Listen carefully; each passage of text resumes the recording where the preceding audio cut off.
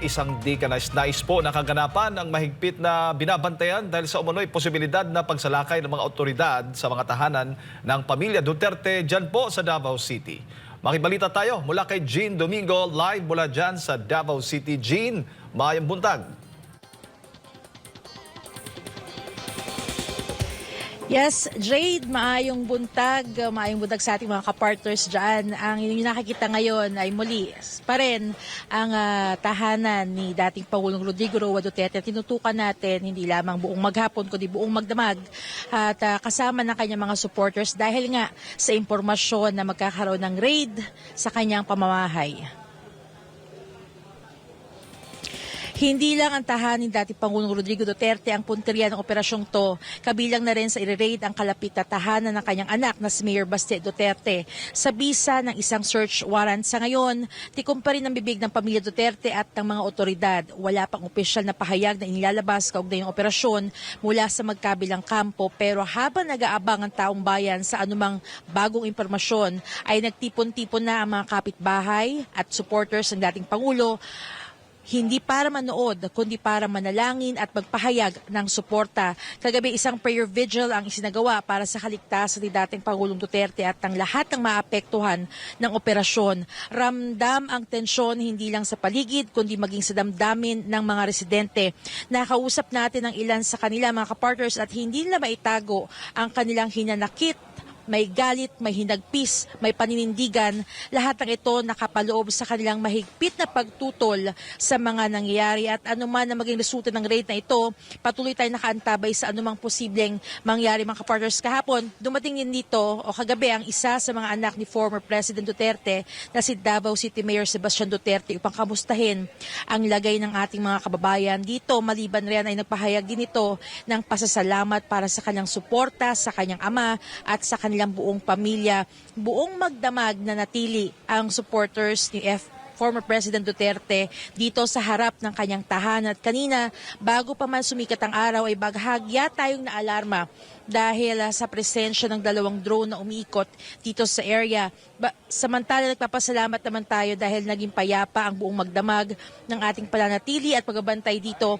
Kasabay din ito ang pasasalamat ng mga tagisporta ni FPRRD para sa mga nagpaabot ng pagkain na tubig para sa mga taga-suporta ng pamilya Duterte. Bagamat payapa, mga kapartners, ay patuloy pa rin nagbabantay ang bawat isa, di lamang bilang pagsuporta, kundi pagprotekta sa pamilyang Duterte, mga kapartners. Jean, kagabi, meron bang nabanggit, nasabi ni Mayor Baste Duterte nung magpakita siya dyan? Kasunod na rin, meron ding pagtanggi ang Police Regional Office 11, fake news daw yung mga kumakalat na balita.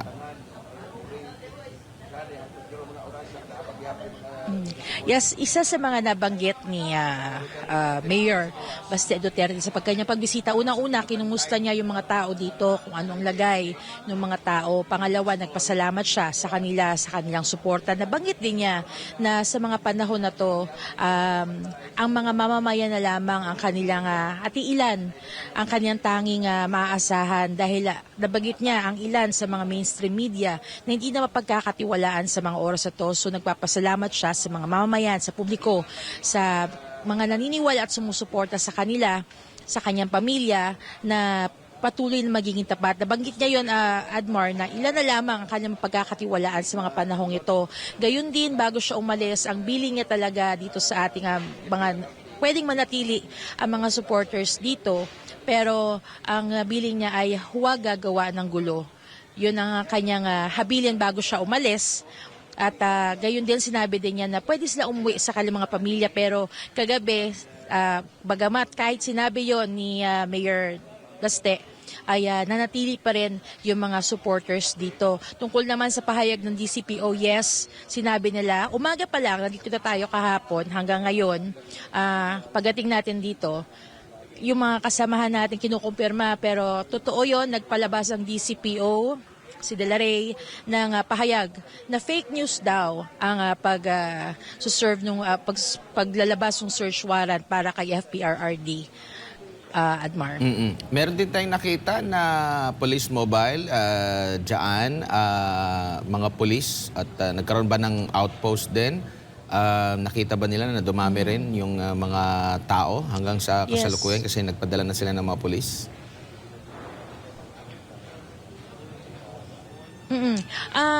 Yung mga tao dito, yung iba nag-CR, kumain, pero hindi naubusan ng tao dito. Mismo sa palibot o sa kalyeng ito, kung nasaan tayo ngayon, kung nasaan yung naroroon yung tahanan ni former President Duterte. Pero kanina, kapansin-pansin kasi an hour ago ay may isang mobile na dumaan dito. Ngayon na naman, meron na naman at mas matagal na nagstay dito sa area. Gayon din, meron din silang mga parang camera dito sa kanilang mga uniform. Yun yung napansin natin kanina kasi yung unang dumating ay parang nagtingin lang, nagpicture, so umalis na. Pero itong pangalawa ngayon, medyo tagal-tagal nagstay tapos naglakad-lakad pa dito malapit sa kung nasaan tayo ngayon. So yun yung medyo napansin natin. Ilang minuto lang bago tayo nagkausap, Admar.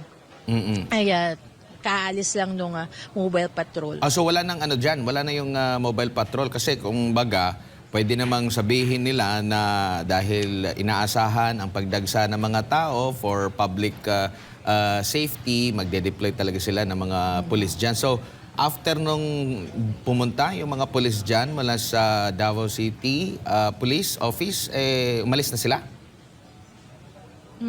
DCPO 11. Yes, umalis. Pero gaya nga sabi ko, dalawa sila. Yung isa, mabilis lang umalis.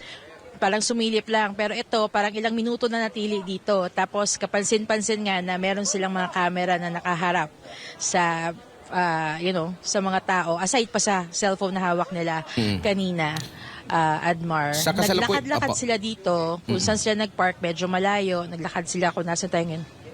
Yung mga kapitbahay ni dating Pangulong Rodrigo Duterte, kamusta naman? Ano naman yung kanilang mga naging obserbasyon or puna ukol sa mga pangyayari ngayon?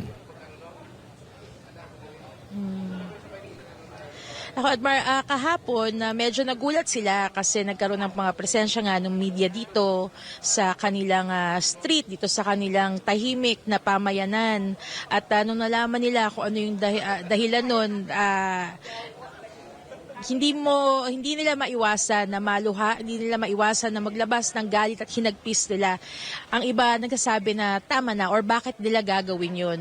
At yun nga, matapos nun, nung gabi, siguro kumalat na yung balita sa kanila na magpapalabas nga ng search warrant at i-raid yung bahay ni former president, ay doon na sila nagdesisyon na magtipon dito, lumabas sa kanilang mga tahanan at magtipon dito, inabot ka na magdamag kahit na pinakaiusapan na sila na umuwi muna, magpahinga at sinabihan na rin sila ni Mayor Baste na maaari silang umuwi sa kanilang pamilya pero pinili pa rin nila na manatili dito. Puno sila ng hinagpis, emosyonal sila. Admar, gaya nga nung sabi natin, itong bahay na to, di ba, nakikita nyo sa likod, yan yung famous na nakikita natin na picture ni former President Duterte kung saan minsan yung mga tao masayang nagiintay dyan para magpa-picture sa kanya o aabangan lang siya na lumabas ng bahay o makipagkwentuhan. Pero sabi nga nila ngayon, iba yung timpla ng iba yung mood dito sa kanilang street, dito sa kanilang mga bahay dahil nga ang kanilang paglabas ngayon dito sa kalye, imbis na maging masaya,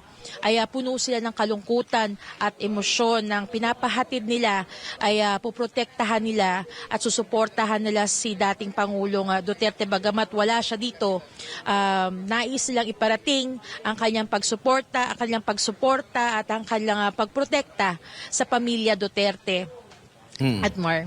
Huli na lang, Jean, meron bang mga ganap pa like vigil, prayer vigil o di kaya yung mga motorcade kasi sa iba't ibang bahagi ng bansa, no? Pati dyan sa, lalo na sa Mindanao, marami na rin mga pagtitipon. Meron bang mga nakaschedule na gaganapin ngayong araw na ito, lalo na dyan sa Davao City considering nasa kasagsagan ng selebrasyon para sa araw ng Davao? Yes. Tungkol sa araw ng Davao, Admar, no, marami yung nagsasabi na para silang nag-celebrate ng birthday na wala yung celebrant. Napaka lungkot, napakabigat. Pero bagamat ganun pa man, ay nagpapatuloy yung selebrasyon natin ng araw ng Davao dahil syempre, pagpapakita ito na hindi talunan ng mga Davaoenyo, matagumpay tayo ano man yung circumstansya. So nakalinya pa rin ang ilang activities para sa araw ng Davao, pero gaya nga nung unang sinabi na hindi makaka-attend si VP Sara na nakaschedule sana na umattend at hinihintay rin nila si former President Duterte para nga doon sa celebration. Bagamat wala, ang ilan sa mga aktibidad sa araw ng Davao ay magpapatuloy. Patungkol naman sa mga vigil or sa prayer, sa Rizal Park ginaganap, magkakasunod na araw na ginaganap yung prayer rally doon, candle lighting ceremony at magpapatuloy ito hanggat hindi nakakamit ng ating mga Davaoenyo ang kanilang minimiti at yun yung kalayaan, kaligtasan, maibalik si former President Duterte dito. Aside pa dyan, galing tayo kahapon o ng isang araw sa ilang mga barangay dito, nagtitipon din sila. Kung hindi sila makapunta sa Rizal Park, meron tayo mga per barangay na candle lighting ceremony, meron tayo mga prayer rally. So ganun, nagkakaisa yung ating mga kababayan dito sa Davao City. Alam naman natin hindi lang dito sa Davao, pero dito sa Davao, malakas ang pagkakaisa ng mga Davaoenyo, malakas sa kanyang paninindigan na suportahan at protektahan ang hindi lamang si former President Duterte, kundi ang pamilya nito, ang buong mga Duterte, Admar. Alright, daghang salamat. Jean Domingo, live mula dyan sa Davao City.